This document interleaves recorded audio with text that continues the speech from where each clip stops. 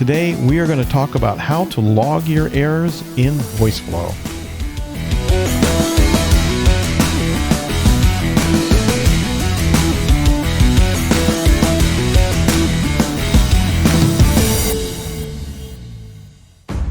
Today, we are going to talk about error logging in Voiceflow. Why would we want to log errors in Voiceflow? Well, suppose you're calling an external service and the call to that service fails. What do you do?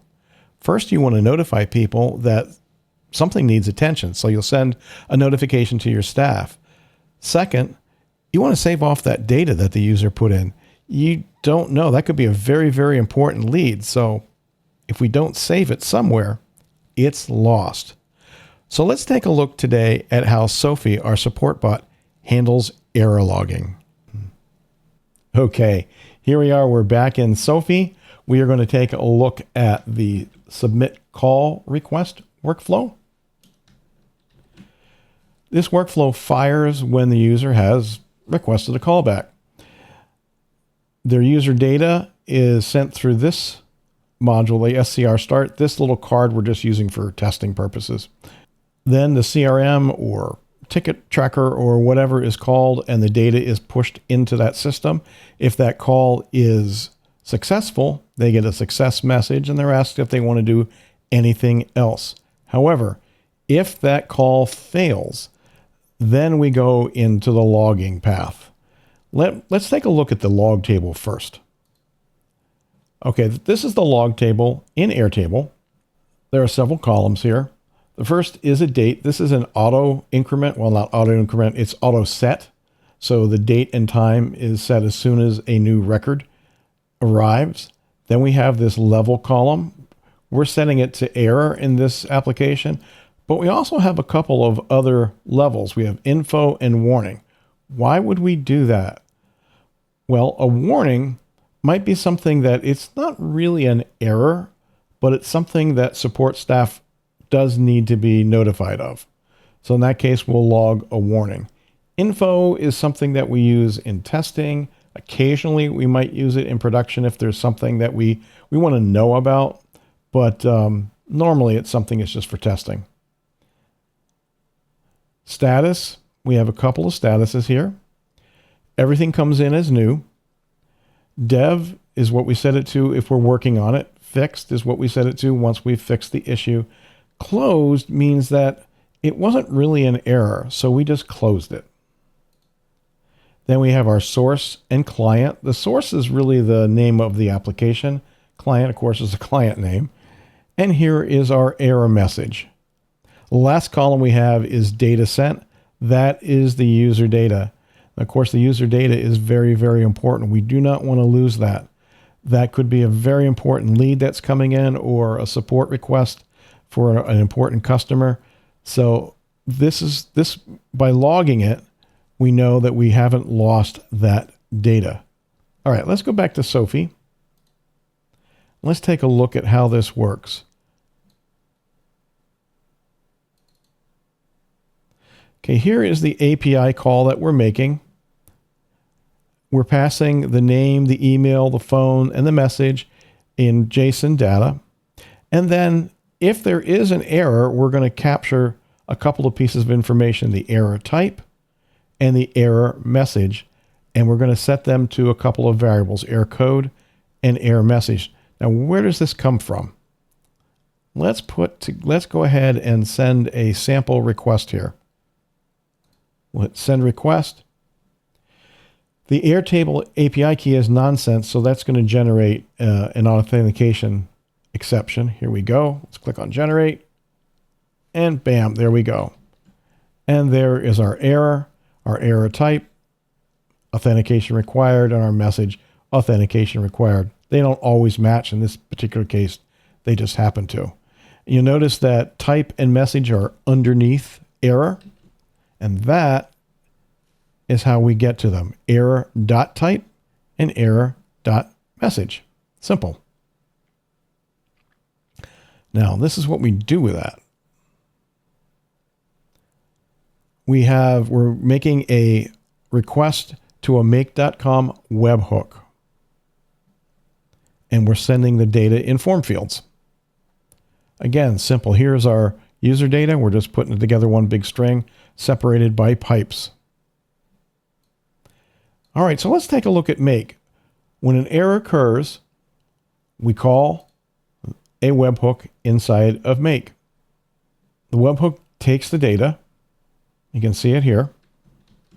Client, source, level, error, message, and data sent. It then sends it to a router. A router is a very interesting module in make.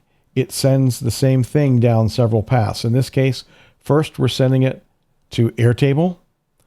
Then we're going to send an email. And then finally, we're going to send a text alert. Now, why would we send it? Why would we do 3 different things? Well, first of all, for redundancy. That way, if one of these fails, we have 2 other copies. Another reason is that the text alert is instant, so we get it very quickly. We might not be looking at our email, and we certainly probably aren't looking at Airtable if we're out having dinner somewhere. The text alert lets us know that something went wrong. Then we can go and check our email, get the message. And then finally, this is our system of record for the errors. And we use that to our support staff to go ahead and work on the errors. So let's take a look at how this works. I'm going to hit run once here. We'll go back to Sophie. And we're going to go into the submit call request. Let me do one thing here. I've already done it.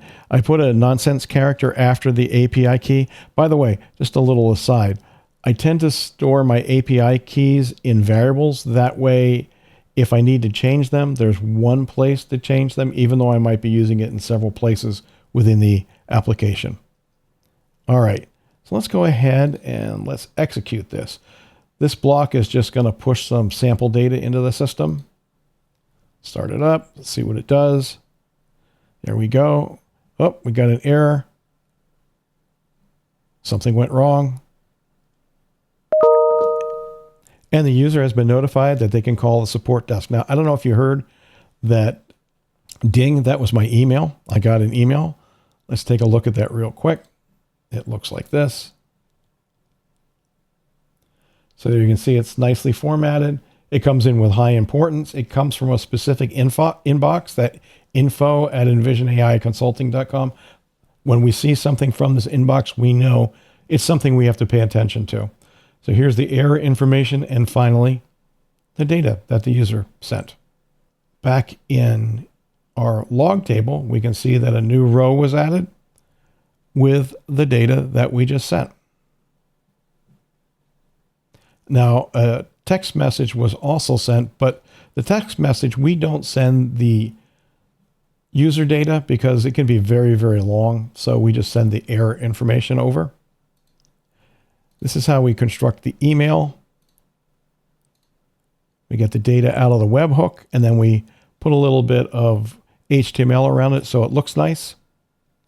In Airtable, we're just sending the data directly over and matching it to the fields in the Airtable table. So that's how that works. It's pretty simple, but it's very important so we don't lose that important user data. Now you might be wondering, what are these ignore nodes here? This is error handling in make.com. Now we have another video on this, and I think we have a blog article on it.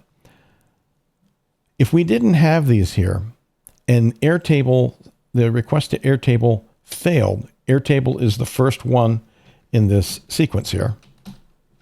If that request failed, the entire scenario would fail. And then, so we wouldn't get the email and we wouldn't get the text. By putting these ignore modules on the end of it, it ensures that each one of these will execute in the case of an error. Now also in make.com, if your scenario errors too often, make.com is going to disable it. These nodes ensure that the execution continues. It just ignores the error, doesn't do anything. There are other types of error handling in Make that can do more interesting things, but in this case, this is all we need. Okay, I hope this was helpful to you. If it was, please go ahead and like and subscribe. We have videos like this every week, new ones. I hope you have a great day.